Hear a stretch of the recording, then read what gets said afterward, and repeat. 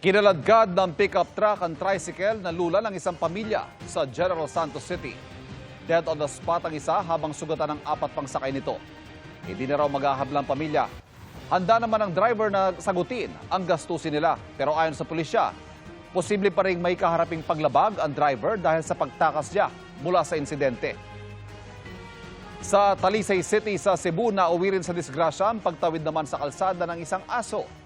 Naiwasan na ilang motorista ang aso pero hindi nakailag ang isang motorsiklo. Sa lakas ng impact, tumilapon ang helmet na suot ng 2 sakay nito na sugatan sa insidente. Pinagbabaril sa Maynila ang isang rider na inakala ng mga residente sa lugar ay naaksidente lang. Ang 2 salarin sakay rin ng motorsiklo na may thermal bag ng food delivery service. Nakatutok si Jomer Apresto. Inakala ng mga taga-barangay na naaksidente lang ang motorcycle rider na ito. Pero ang rider pala pinagbabaril ng riding in tandem sa Osmeña Highway sa Maynila. Ayon sa barangay, nakarinig na lamang ng sunod-sunod na putok ang mga residente pasado alas 6:20 kagabi. Hindi naman namin alam kung putok ba ng baril or paputok lang na normal hanggang sa nagresponde yung aming mga tanod. Napansin nila na parang may bahid ng dugo yung katawan. Hindi raw nila residente ang biktima kaya blanko sila sa dahilan ng pamamaril. Sa kuha ng CCTV at sa salaysay ng ilang saksi, mayroong thermal bag ng isang food delivery service ang motor na ginamit ng mga sospek. Ang biktima nagtamo ng ilang tama ng bala sa kanyang ulo, bewang at likod. Ayon sa kapatid ng biktima, nagpaalam daw ito na aalis para sunduin ang kanyang nobya sa Makati City. Pero makalipas ang mahigit kalahating oras, hindi na umano makontak ng kanyang nobya ang biktima hanggang sa mabalitaan na lamang nila ang nangyari sa kanya. Hindi ko alam bakit may nagbabanta ba, may naiinggit, hindi ko masabi. Kasi wala naman po siyang senaryong may ano sa kanya. Hustisya po. Hustisya po yung gusto namin. Patuloy naman ang backtracking ng mga otoridad para mahuli ang mga sospek at malaman ang totoong motibo sa pamamaril. Para sa GMA Integrated News, Jomer Apresto, nakatutok 24 oras. Ilang personalidad ang kabilang sa mga naghain ng kandidatura ngayong araw. Ang Day 5 ng COC filing, tinututukan live ni Mav Gonzalez. Mav.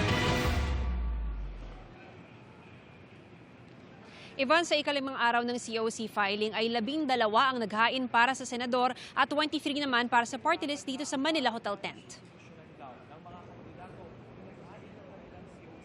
Kabilang sa mga naghain ng Certificate of Candidacy sa pagkasenador ngayong araw ang broadcaster na si Ben Tulfo. Kinausap daw niya ang nakababatang kapatid na si Senador Raffy Tulfo bilang kortesiya at nag-thumbs up daw ito sa pagtakbo niya. Bagaman hindi pa naghahain ng COC, kasama sa senatorial slate ng administrasyon si ACT-CIS Representative Erwin Tulfo. Sakaling 3 Tulfo ang maupo sa Senado. Is that dynasty? No, it's not. We don't have it any district. Independently voting as black depends on whatever's it's on the table. First, may sarili-sarili kami pag-iisip. Pangatlong takbo naman sa pagkasenador ng Labor leader na si Attorney Sonny Matula. Naghain din ng COC para senador sina Warlito Bovier, Wilson Aklan, Maria Charito Billones, Engineer Gerson Ares, Primo Capuno Jr., Leodegario Estrella, Relly Jose Jr., at Richard Nicolas ng Kilusang Bagong Lipunan. Si Rolando Rastaman Plaza na idineklarang nuisance candidate noong 2019 at 2022 at si Virginia Sabit. Dumating din dito si dating Senadora Laila de Lima na sasabak muli sa politika bilang nominee ng isang party list. As of 4:30 p.m., 20 party list na ang naghain ng Certificate of Nomination and Acceptance ngayong araw. Ivan, ayon kay COMELEC Chairman George Garcia ay naghahanda na sila ng contingency plans dahil inaasahan na marami pa yung dadagsa sa huling 2 araw ng filing. Partikular daw nilang binabantayan na maraming darating pa yung para dun sa mga party list representatives. Samantala, sa ngayon naman daw ay wala pa silang naitatalang untoward incidents at wala pa rin silang nakikitang kailangang ideklara na area of concern. Ivan? Mav, linawin lamang natin, yung mga naghahain ng COC, hindi pa naman sila officially kandidato, di ba? Tinatanong ko dahil may mga tulad na nabanggit mo sa report mo, meron mga dati nang naideklarang nuisance candidates pero sige pa rin sa pagpa-file. Tama, Ivan. Meron dito mga third times the charm na. Pero ang sabi nga ni Chairman George Garcia ng COMELEC ay pagkatapos na makapaghain na lahat ng mga certificates of candidacy nila ay mga 2 linggo lilinisin nila at pagkatapos ay maglalabas sila ng malinis na listahan kung saan wala na yung mga tinatawag nga natin na nuisance candidates, pati na rin naman yung mga naghain pa rin ng kanilang mga COC kahit na meron silang perpetual disqualification cases naman. Ivan? Maraming salamat, Mav Gonzalez. Nangangamba hindi lang para sa kaligtasan kundi para sa kalikasan ang mga taga-Pag-asa Island sa Palawan.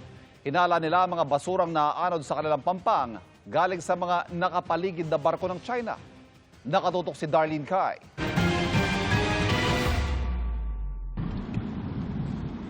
Ang maputi at malapulbos na buhangin sa baybayin ng Pag-asa Island, nadudungisa ng samot-saring basurang inaanod sa pampang. Karamihan plastic gaya ng sachet at bote na ayon sa kinatuwa ng lokal na pamahalaan ay may Chinese character sa packaging o label. Mostly talaga sa basura ng China. Hindi naman siguro nakapagtataka kasi nakikita nyo din natin, di ba, na may mga vessel sila dyan. So siguro pinantapon nila yung mga basura dito talaga ang sa coastal natin dito sa isla. Hindi kasi nawawala ang presensya ng mga barko ng China sa palibot ng Pag-asa Island na kabilang sa Kalayaan Island Group sa Palawan, na bahagi ng Pilipinas pero inaangkin ng China. Sa di kalayuan nga, kita ang barko ng China Navy, pati na China Coast Guard at Chinese militia vessels. Ikinalulungkot ng mga residente ang dagdag na anod na problema sa kanila. Siyempre sir, nakaka-apekto kay yung kalinisan ba ng ating dalampasigan.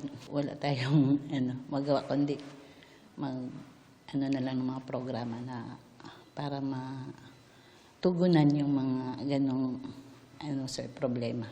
Kaya tuloy-tuloy ang cleanup ng mga residente at mga kauli ng lokal na pamahalaan sa mga baybayin ng Pag-asa. Sa 2 coastal cleanup nitong Setyembre, 36 na sako ng basura ang nakolekta nila.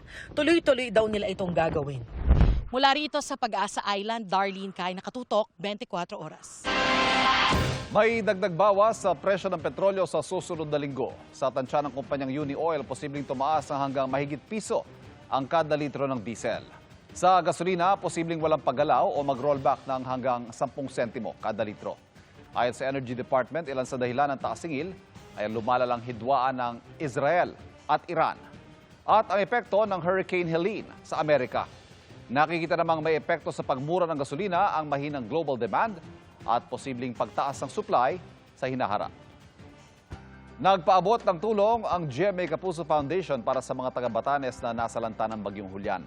Sa tulong ng Office of Civil Defense, dinala ng C-130 kanina umaga ang ipamamahaging relief goods at mga inuming tubig sa evacuation center sa Basco. Sapat daw mga ito para sa 4,000 residente sa lugar.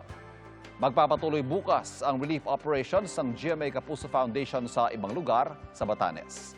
Sa mga nais tumulong, maaaring bisitahin ang GMA Kapuso Foundation website.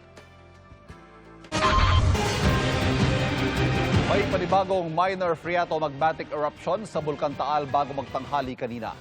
Nangyayari ang phreatomagmatic eruption kapag umangat ang magma at dumikit sa nagpakulo sa tubig sa ilalim ng crater nito. Ayon sa PHIVOX, 4 na minutong nagbuga ang bulkan ng plume o usok na hanggang 2 kilometrong taas at napadpad sa direksyong Timog Kanluran. Bago nito, may 5 phreatic events ang naitala ngayong araw.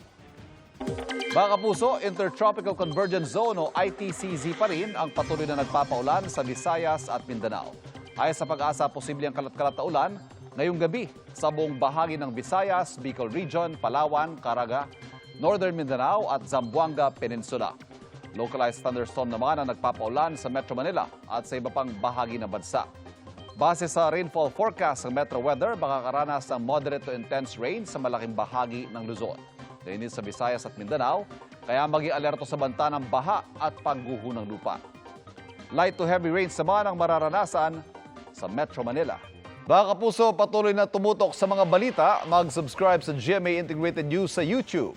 Sa mga kapuso abroad, samahan niyo kami sa GMA Pinoy TV at www.gmanews.tv.